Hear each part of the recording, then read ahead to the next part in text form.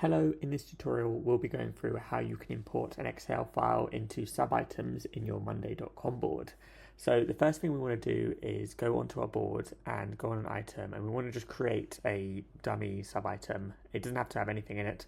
This is just so that when we use data importer we'll be able to select the item that we want to import into. So next thing, we want to go and add a new view on our board, and we'll go to apps and explore more apps. And then you can search for data importer. I already have it installed here, but if not, you can install it from the monday.com app marketplace and get started for free. So let's open it up in our board. All right, now it's open. We want to go through and click on Excel. It's worth noting here that you can import for subitems for any of the applications that we support, but for this tutorial we're going to use Excel. So next we want to go and then select our Excel file, which I'm going to do here. We can then choose our sheet and the fields we want to import.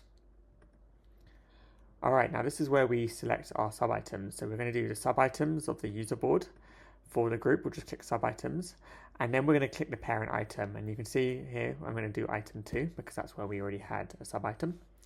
Now you can optionally also map your columns to the existing columns in the subitems. So I'm going to do ID and email. So then we'll press import.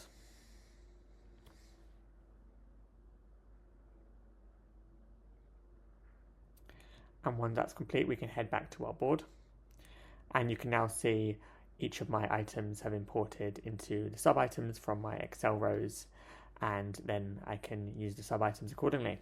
So that's been the tutorial. I hope you found it useful. If you prefer a written version of this tutorial, there will also be linked in the description, and it has the exact same steps that you can follow along in your own time here. Thanks very much for watching.